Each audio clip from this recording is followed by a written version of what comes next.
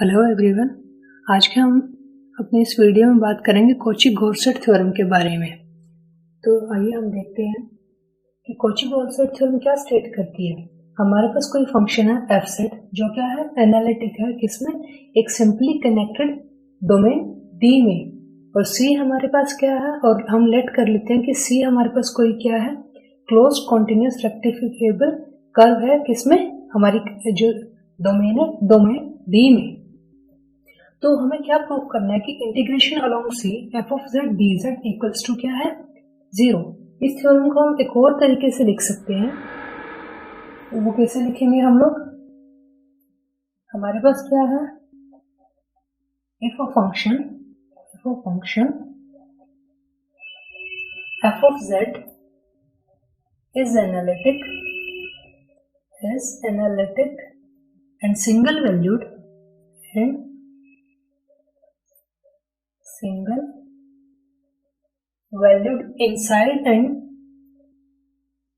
inside and on a simple contour C, then integration along C f of z dz equals to 0। हमारे पास यहाँ पे conditions क्या है कि हमारा जो गिवन क्या है, हमारे पास कि एफ सेट क्या है, हमारा एक एनालिटिक फंक्शन है और वो क्या है, सिंगल वैल्यूड है, inside and on a simple close contour C. यानी जो हमारी कर्व होगी, जो कि कॉन्टूर है, उसके ऊपर वो क्या है, सिंगल वैल्यूड होगा, उसके अंदर और उस पर क्या होगा, सिंगल वैल्यूड होगा। तो इसका प्रूफ हम किस तरीके से करेंगे, चलिए देखते हैं। इसका प्रूफ करने के लिए हमें सबसे पहले क्या चाहिए, हमारे पास गिवन होता है गॉर्सेट लेमा। तो हम इसकी शुरुआत करें गॉर्सेट लेमा से। Bye गॉर्सेट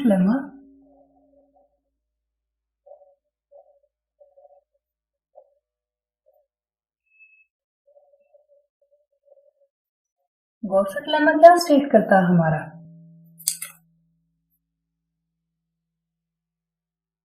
late f of z be analytic within and on a closed curve,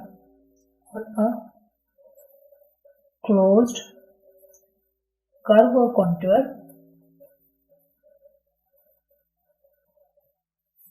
C। Therefore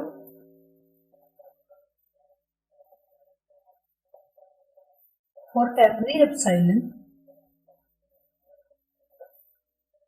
greater than 0, it is always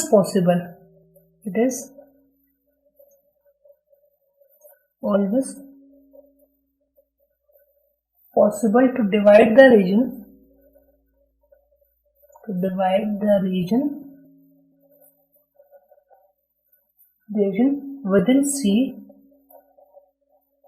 within C into finite number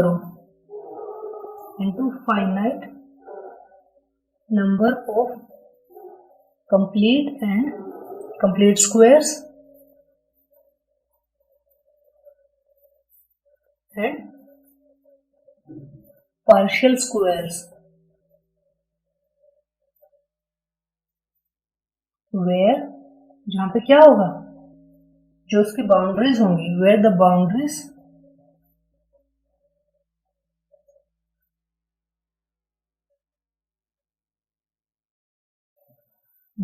are denoted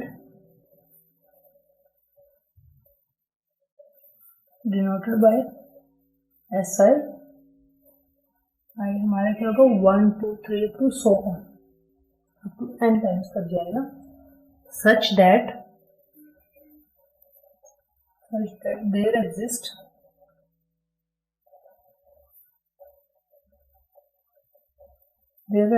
a point Zi within each each SI such that, तो हमारे पास क्या होगा, f of z minus f of zi divided by z minus zi minus derivative of f of zi, पूरे का mode less than किससे होगा, epsilon से। इसे हम फर्स्ट इक्वेशन लेट करेंगे। अब ये समझ लेते हैं हम लोग गॉस लेमा क्या स्टेट करता है। हमारे पास कोई फंक्शन है एफ, वो क्या है, एनालिटिक है एक क्लोज्ड कर्व के अंदर। तो हम वहां पे हमारे पास क्या होगा कि किसी हर एप्सिलॉन के लिए, एप्सिलॉन वैसे हमारी बहुत छोटी क्वांटिटी है पर जीरो से वो फिर भी बड़ा होएगा। तो इस केस में हम लोग क्या कर सकते हैं, जब हमारे पास फंक्शन क्या है, एनालिटिक है क्लोज्ड कर्व के अंदर और ऊपर, तो उसमें हम क्या कर, हमारे पास ये पॉसिबिलिटी होती है कि हर एक एप्सिलॉन जो जीरो से बड़ा है, तो उसमें हम क्या कर सकते हैं, उस क्लोज कर्व को, उस क्लोज रीजन को हम क्या कर सकते हैं, फाइनाइट नंबर ऑफ कंप्लीट और पार्शियल स्क्वायर्स के रूप में उसको क्या कर सकते हैं, डिवाइड कर सकते हैं। और उन स्क्वायर्स की बाउंड्रीज को हम डिनोट करते हैं एसआई से।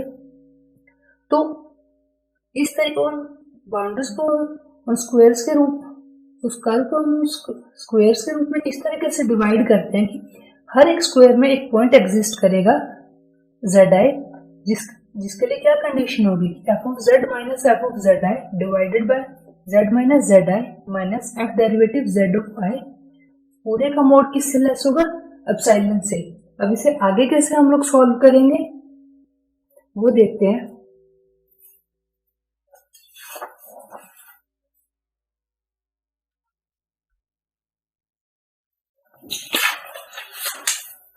अब हमारे पास गॉसेट लेमा में हमने इसे क्या किया, गॉसेट लेमा से हमारे पास एक इक्वेशन आ गई, इसे हम क्या करेंगे, इक्वेशन फर्स्ट लेट कर लेंगे। अब नेक्स्ट हम क्या करेंगे, अब हम लेट करते हैं let eta I of z mod less than किससे, एप्सिलॉन से है। तो जो हमारी इक्वेशन फर्स्ट है, इक्वेशन फर्स्ट थी, वो क्या हो जाएगी, वो कुछ ऐसे बनेगी, f of z minus f of zi divided by z minus zi minus f derivative z of i mode less then किसके इक्वल हो जाएगी, वो हमारे मोड ऑफ थीटा है z के। क्योंकि अब हमारे पास क्या था, एप्सिलॉन, जो हमारी फर्स्ट इक्वेशन थी वो किससे लेस थी, एप्सिलॉन से। तो यहाँ पे भी ये चीज क्या है, इससे लेस है। तो यहाँ पे यह चीज दोनों का मोड क्या हो जाएगा, इक्वल हो जाएगा हमारे पास। अब इस चीज को आगे करने से पहले एक जो कर्व है उसकी ग्राफ की हेल्प से, एक डायग्राम की हेल्प से हम हमारे जो गॉसेट लेमा उसको समझ लेते हैं। हमारे पास क्या, ये हमारे पास हमारा एक्स एक्सिस, ये वाई एक्सिस। अब हमारे पास इस प्लेन में कोई कर्व गिवन है सी, जो क्या है, कॉन्टिन्यूअस है। अब इसको हम क्या करते हैं, हमारा फंक्शन गिवन है एफ, वो क्या है, एनालिटिक है। तो हर एक एप्सिलॉन के लिए हम क्या कर सकते हैं, इसको कंप्लीट और पार्शियल स्क्वायर्स की फॉर्म में डिवाइड कर सकते हैं। अब ये जो है हमारे, ये क्या है, कंप्लीट स्क्वायर्स है। यहाँ पे हमारे कंप्लीट स्क्वायर्स बन रहे हैं, पर कुछ स्क्वायर्स ऐसे भी है जो कंप्लीटली स्क्वायर नहीं है। अब ये साइड होगी, ये होगी, पर यहाँ क्या है, कुछ ना कुछ ये पार्ट यहाँ पे कम है, कहीं का पार्ट क्या है, स्क्वायर से, स्क्वायर की बाउंड्री से ज्यादा है। तो वो हमारे क्या होंगे, पार्शियल स्क्वायर्स होंगे।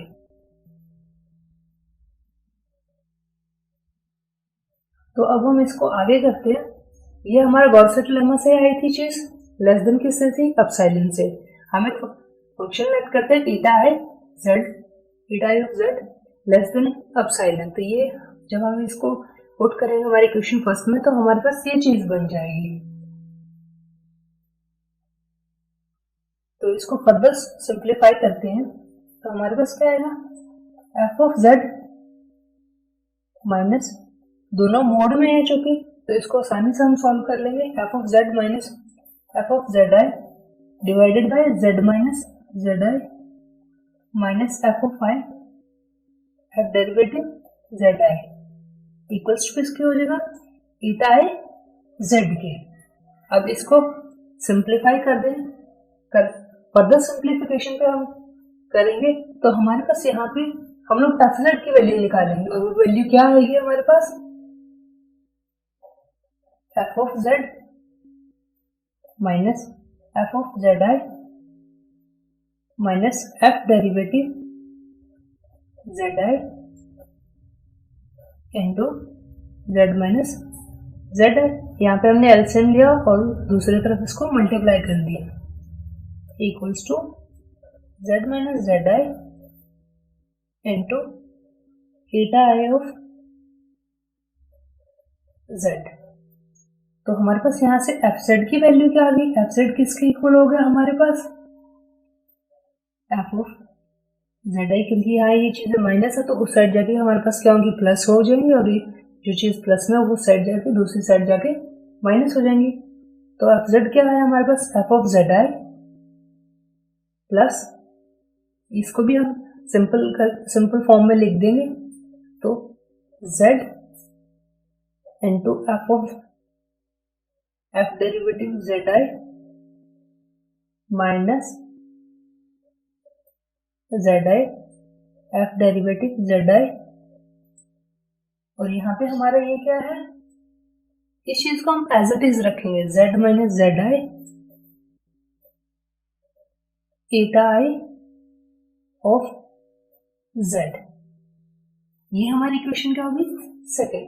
अब इसको आगे कैसे करना है हमने, हम क्या करेंगे, इक्वेशन 2 को इंटीग्रेट कर देंगे अलोंग द बाउंड्रीज। अब यहाँ पे हम बात किसकी कर रहे हैं, पार्शियल स्क्वायर्स की। स्क्वायर्स की बाउंड्री हमने क्या लिखी, एस आई, ठीक है। तो हमारे पास ये एस आई क्या है, boundaries of the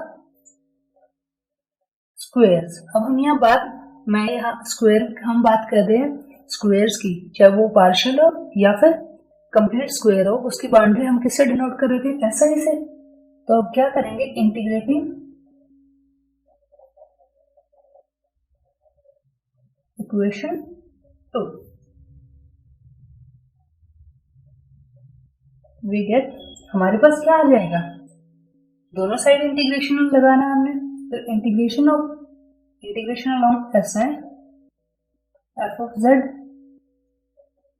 D Z इसके इक्वल आ जाएगा हमारे पास, इनका भी इंडिविजुअली हमारे पास इंटीग्रेशन होगा, integration s i f of z I D Z plus integration of S i Z F derivative z i minus integration s i Z I f derivative z I D Z, plus हमारे पास क्या होगा यहाँ पे,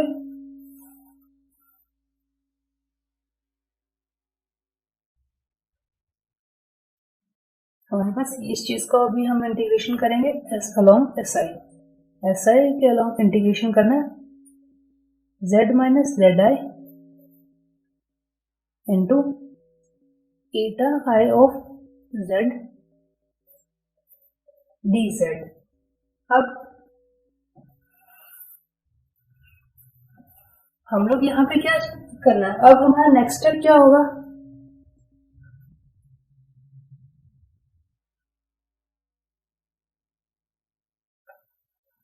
इस चीज को हम लोग बाहर लिखेंगे क्योंकि जेड आई हमारे पास क्या है, एक कांस्टेंट है। अब हमारे पास क्या है, जेड ऑफ आई क्या था, हमारे पास एक पॉइंट था, ठीक है। उस पॉइंट पे हम अब इस फंक्शन की वैल्यू निकाल दें तो वो हमारे पास क्या होगी, कांस्टेंट होगी। सिमिलर वे में वो कांस्टेंट का डेरिवेटिव है हमारे पास और यहाँ पे कांस्टेंट टर्म है, तो हम ये कांस्टेंट हमारे पास क्या आ जाएगा, बाहर आ जाएंगे। तो इक्वेशन क्या बनेगी हमारी, F of z I integration s I D Z plus, अब हमारे यहाँ पे क्या एफ डेरिवेटिव जेड आई बाहर आ जाएगा हमारे पास, अंदर क्या बचेगा, एफ डेरिवेटिव जेड आई हमारे पास बाहर आ गया, तो अंदर हमारे पास क्या बचा, Z of d Z minus, अब यहाँ पे क्या है, ये दोनों चीजें हमारे पास क्या होंगी, बाहर आ जाएंगी, Z I f derivative z I integration of S I D Z plus, अब ये तीन चीजें तो हमारे पास होगी तीन पार्ट का, फोर्थ पार्ट में हमने क्या करना है, इसको हम सेपरेट नहीं करेंगे अभी, क्योंकि ये चीज क्या हमारे उन पॉइंट्स के बीच का डिस्टेंस है, integration s i z minus z i into हमारे पास क्या हो रहा है, eta i of z into d z. तो अब इसका फर्दर सिंप्लीफाई कैसे किया जाएगा, तो देखिए हम हमारे प्रीवियस इक्वेशंस को कैसे सॉल्व करेंगे, जो हमारे पास इक्वेशन थी, हमारे पास जो ये इक्वेशन थी हमारी, इसको हम क्या करेंगे, इक्वेशन 3 लेट कर लेंगे। अब इक्वेशन 3 को हम कैसे फर्दर सॉल्व करेंगे वो देखते हैं। अब सिंस हमारे पास क्या है, since f of z as be the analytic, f of z हमारे पास क्या है, गॉसेट लेमा के अकॉर्डिंग क्या है, एनालिटिक है, तो then by Cauchy theorem, then by Cauchy theorem, Cauchy theorem हमारी क्या कहती है, integration along SI along the boundary dz equals to 0 equals to किसके है, integration of SI z dz, यानी जो हमारा ये इंटीग्रेशन है ये किसके इक्वल है, 0 के, और ये चीज भी किसके इक्वल है हमारी, 0 के, तो इक्वेशन 3 क्या बन जाएगी हमारी, इक्वेशन 3 becomes क्या बनेगी हमारी, राइट लेफ्ट हैंड साइड पे हमारे पास as it is s i f of Z D z किसके इक्वल बचेगा। अब हमारे पास जो हमारी टर्म्स थी सारी, जो ये टर्म है, ये वाली टर्म है, और ये तीनों हमारे पास क्या हो जाएंगी, 0 हो जाएंगी, ये 0 भी, तो हमारे पास बचेगा सिर्फ ये पार्ट। तो आइए इसको हम लिख देते हैं। तो integration of S I, integration along s i f of Z D Z इसके इक्वल आया हमारा integration along s i z minus z I Etah i of Z D Z के इक्वल, ये हमारी इक्वेशन क्या बन गई, 4 बन गई। अब देखो, अब फर्दर हम इसको कैसे करेंगे, हम क्या करते हैं, एक फिगर ड्रॉ करते हैं,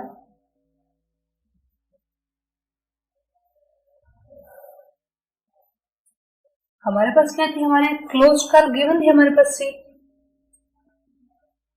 इसको हमने क्या किया था, कंप्लीट और पार्शियल स्क्वायर्स की फॉर्म में क्या किया था, डिवाइड कर लिया था।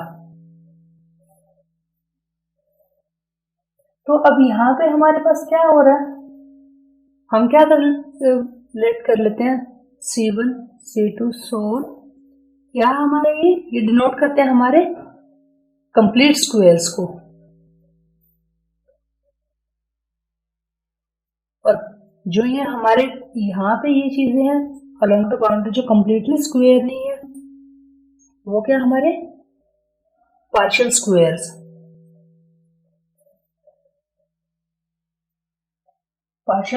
हैं P1 P2 and so on. तो अब हमारे पास यहाँ पे क्या है, इस वजह से अब देखिए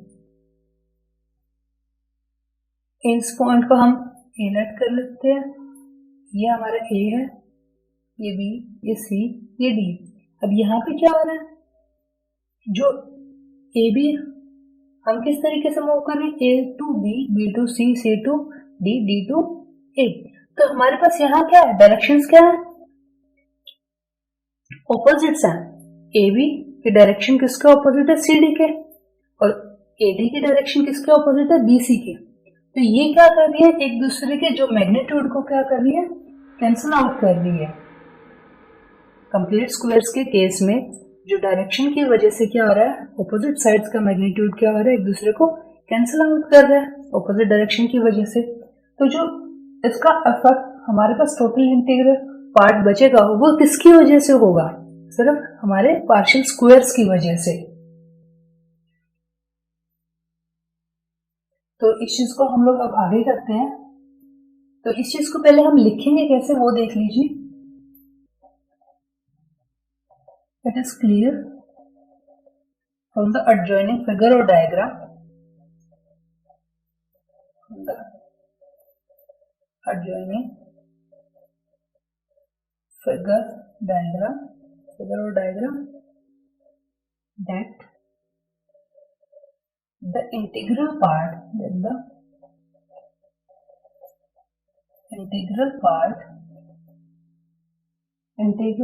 around the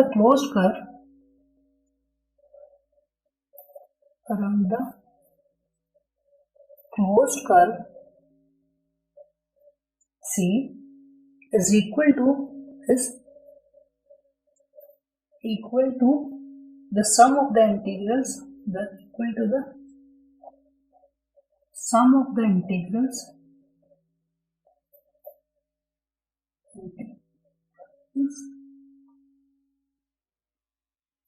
around all the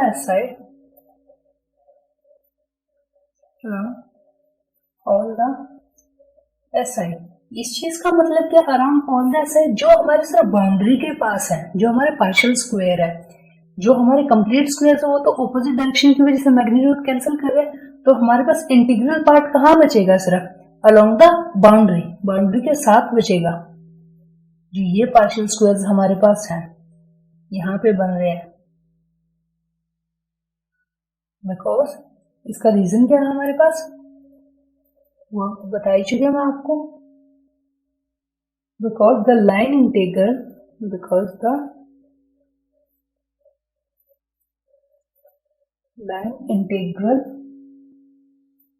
along the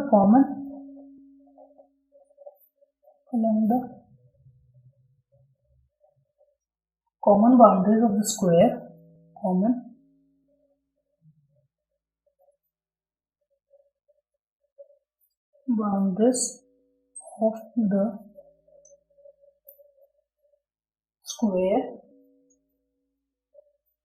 squares cancel out each other,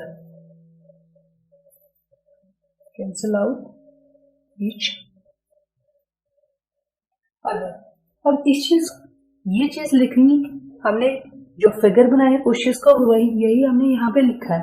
इस चीज को लिखना हमारे लिए जरूरी है, वरना आप डायरेक्ट अगर स्टेप पे करोगे तो आपको नहीं पता चलेगा कि आपने किया कैसे है इस चीज को। तो थोड़ी बहुत लैंग्वेज हमें यूज करनी पड़ेगी।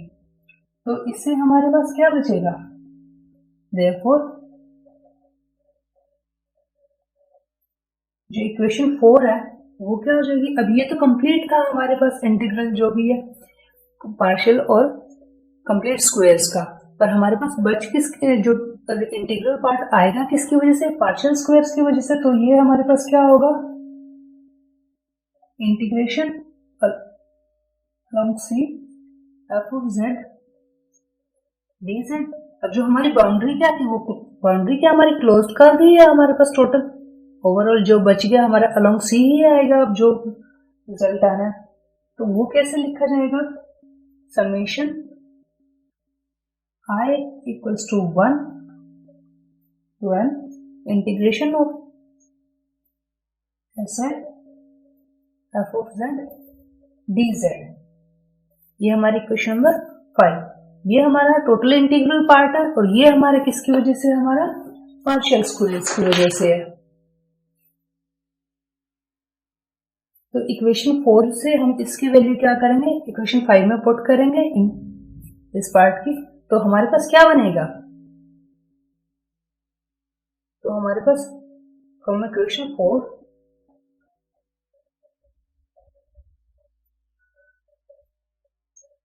इक्वेशन 5 becomes, हमारे पास इक्वेशन 5 क्या आएगी, integration of c F of Z D z किसके इक्वल आ गया हमारा, summation r equals to 1 to n integration s i z minus z i into eta i of Z D z. अब हमारे पास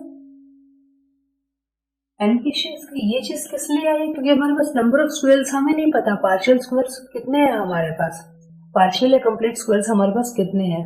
अभी हम बात पार्शियल की कर रहे हैं, टोटल के लिए हम क्या करते हैं, समीशन कर देंगे इसका, तो इस वजह से हमारे यहाँ पे समीशन आया। अब फर्दर इसको कैसे सॉल्व करना है, इसी क्वेश्चन को फर्दर हम कैसे सॉल्व करेंगे, हम क्या करेंगे, दोनों तरफ इसके क्या लेंगे, मोड ले लेंगे। तो ये क्वेश्चन हमारी क्या बन जाएगी, mode of integration of F of Z D Z, ये अलोंग सी है हमारे पास, मोड इसके इक्वल आएगा हमारे पास, समीशन हमारा बाहर आ गया, i equal to 1 to n mod of integration along s i z minus z i eta i of Z D Z.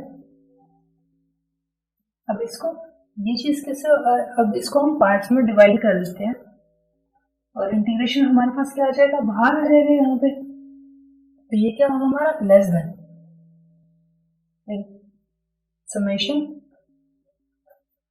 I equals to 1 to n integration s i.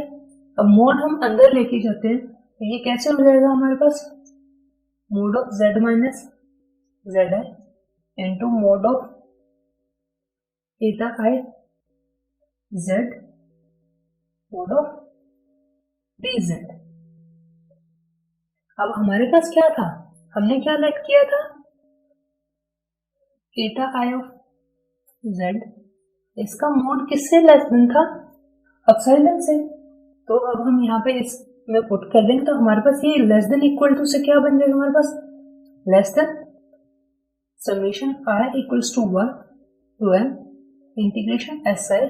अब हमारे पास epsilon क्या है, constant था, ठीक है, arbitrary constant था, constant होने की वजह से वो क्या होगा, बाहर आ जाएगा, तो उसे हम पहले ही बाहर लिख देंगे। तो हमारे पास अंदर क्या बचता है इंटीग्रेशन में, mod of z minus z i into mod of d Z.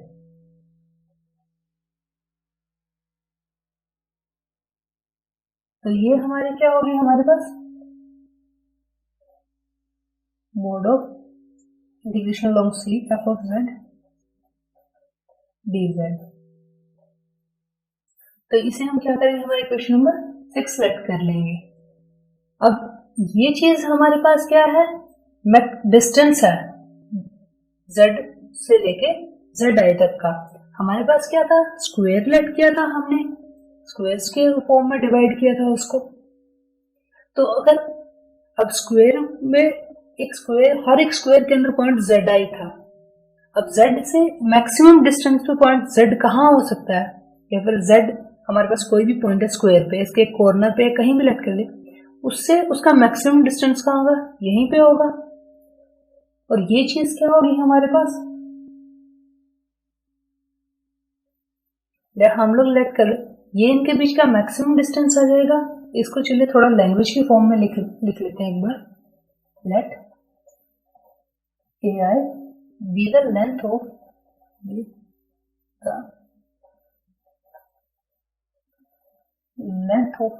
a side, length of a side of the square,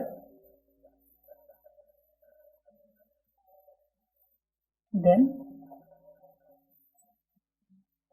mod of z minus zi less than equals to ai under root 2। अब square है, अब ये square की एक side की length है, तो चारों साइड ये हो गई, ये भी ai है, तो ये हमारे पास यहाँ पे एक ये राइट एंगल ट्रायंगल, तो ये हमारे पास क्या होगा, AI अंडर रूट 2। तो मैक्सिमम डिस्टेंस उनके बीच कितना होगा, या तो AI अंडर रूट 2 होगा या उससे कम होगा, इससे ज्यादा तो नहीं हो सकता कोई भी मैक्सिमम डिस्टेंस स्क्वायर के केस में। तो इस चीज को हम लिख सकते हैं, that is the distance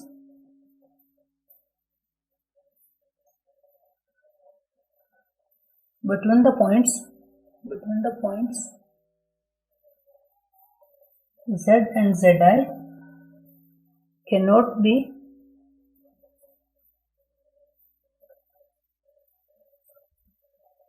greater than the length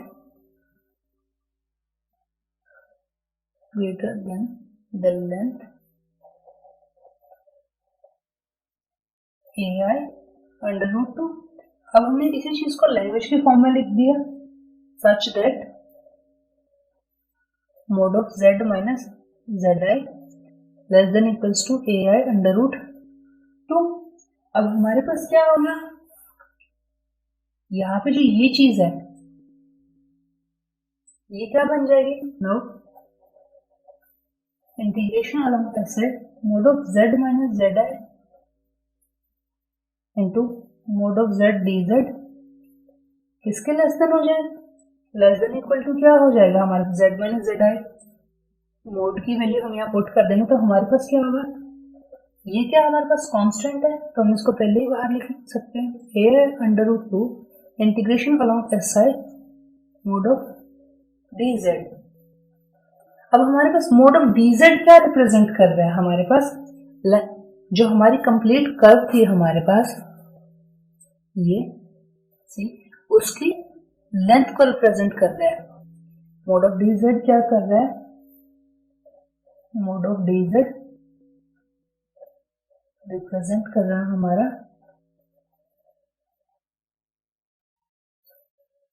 length of SI। जो हमारी अब ये बाउंड्री तो हमने SI से क्लोज कर्व की बाउंड्री थी जो हमारी SI से डिनोट कर रहा था, और उस SI की लेंथ कितनी है वो मोड ऑफ dz से रिप्रेजेंट हो रही है हमारे पास। अब ये लेंथ है, अब हमारे पास दो केस बने थे, एक था कंप्लीट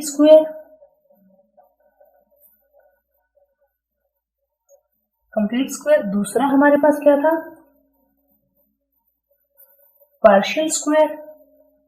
अब दोनों केसेस में हमारे पास क्या है, अगर कंप्लीट स्क्वायर है, कंप्लीट स्क्वायर की जब हम बात कर रहे हैं तो AI टोटल लेंथ उसकी कितनी होगी, 4AI हमारे पास टोटल लेंथ होगी कंप्लीट स्क्वायर के केस में। और अगर हम बात करें पार्शियल स्क्वायर की, तो पार्शियल स्क्वायर में हमारे पास क्या था, कहीं ना कहीं वो लेंथ कम थी, कहीं ना कहीं ज्यादा थी, तो हम लेट कर लेते हैं 4AI प्लस LI, यानी जो पार्शियल स्क्वायर की केस में क्या है हमारी जो ये बाउंड्री की लेंथ क्या है वो एक्सीड नहीं कर सकती इस वैल्यू को। तो इसी चीज को अब लैंग्वेज की फॉर्म में लिख लेते हैं हम लोग। तो देखिए इस चीज को कैसे लिखेंगे हम लोग,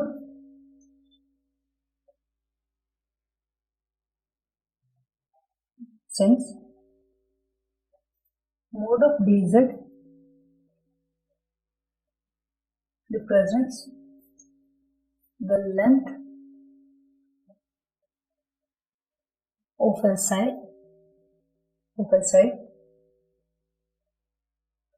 then this length is 4AI if it is a complete square and it cannot exceed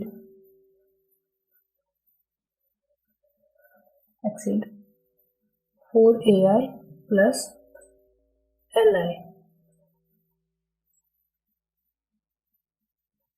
in case of a partial square. और हमारे पास एल आई क्या है, where l i is the length of the arc c. ये हमारे पास जो हमारी curve थी उसकी लेंथ है, तो हमारे पास क्या होगा, फॉर कंप्लीट स्क्वायर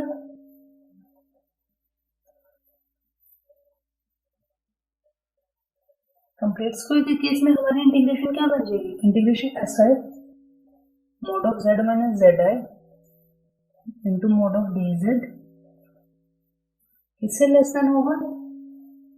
अब हमारे पास ये किसके लेस देन इक्वल टू किसके था, a i into a i under root 2 into हमारे पास mod of integration of d z था अलॉन्ग एस आई, तो वो क्या था हमारे पास, उसकी पार्शियल के कंप्लीट स्क्वायर के केस में हमारे पास उसके लिए उसकी वैल्यू क्या आ रही है, 4ai dot 4ai।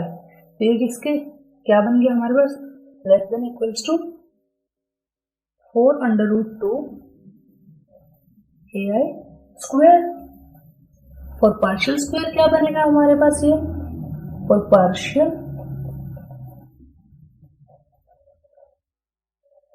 Partial square ये हमारे पास क्या होगा, s i mod of z minus z i mod of d z किससे लेस देन होगा, a under root 2 into 4ai plus l i. तो ये हमारा किससे लेस देन हो जाएगा, less than equals to 4 under root 2 ai square plus क्या होगा हमारे पास ai l i under root 2। ये हमारे पास इक्वेशन 8 बन गई हमारा, सॉरी इक्वेशन क्या होगी हमारी 7 होगी। तो हमारे पास 6th और 7th इक्वेशन से हमारे पास क्या आ जाएगा, फ्रॉम इक्वेशन 6 एंड 7 हमारे पास क्या आ जाएगा, integration along C f of z dz mod less than कैसा था, epsilon into summation of i equals to 1 and अब हमारे पास इस इंटीग्रेशन की वैल्यू हमने रखना है, वो हमारे पास क्या आई है। अब हमारा कंप्लीट इंटीग्रल किसकी वजह से बन रहा था, पार्शियल स्क्वायर की वजह से, क्योंकि कंप्लीट स्क्वायर के केस में क्या हो रही थी, जो ऑपोजिट डायरेक्शन थी वो क्या कर रही थी, बाउंड्रीज कैंसल आउट कर रही थी, उनके मैग्नीट्यूड बाउंड्रीज का मैग्नीट्यूड क्या हो रहा था, कैंसल आउट हो रहा था ऑपोजिट डायरेक्शन की वजह से। तो हमारे पास जो टोटल इंटीग्रल पार्ट था वो किसकी वजह से आ रहा था, पार्शियल स्क्वायर की वजह से। तो हम यहाँ पे ये वैल्यू पुट कर देंगे, तो summation 4 under 2 ai whole square ai square plus under root 2 ai li। अब हम लोग क्या करते हैं, अब चूंकि हमारे पास ये चीज क्या है, कांस्टेंट है, तो सपोज कर लेते हैं इसको हम क्या लिख लेंगे, ये पूरी टर्म हमारे पास क्या आएगी, ये पूरा पार्ट है हमारे पास क्या आ जाएगा, इसको हम लिख सकते हैं लेस देन एप्सिलॉन इनटू के। लेट कर लिया हमने इस पूरे कांस्टेंट को, क्या कर लिया, के लेट कर लिया। अब हमारे पास क्या था, हमारे पास चूंकि हमने क्या लेट किया था, सिंस एप्सिलॉन क्या है हमारे पास इज अ आर्बिट्रेरी कांस्टेंट,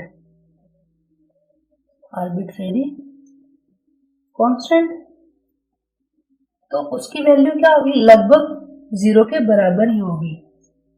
तो इससे हमारे पास जो इंटीग्रेशन है हमारा, integration along C F of z dz mod इसके इक्वल आ गया हमारा 0 के, क्योंकि एप्सिलॉन इनटू के क्या है, अब हमारे पास 0 है तो 0 इंटू समथिंग क्या हो जाएगा हमारे पास, 0 ही आ गया। तो ये चीज क्या बन गई हमारे पास, integration along C F of z dz इसके इक्वल आ गया 0 के।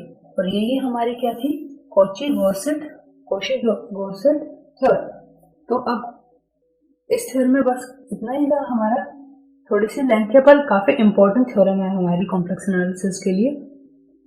फर्दर हम अपने अगले वीडियोस में कॉम्प्लेक्स एनालिसिस के और भी टॉपिक्स करेंगे। Thank you.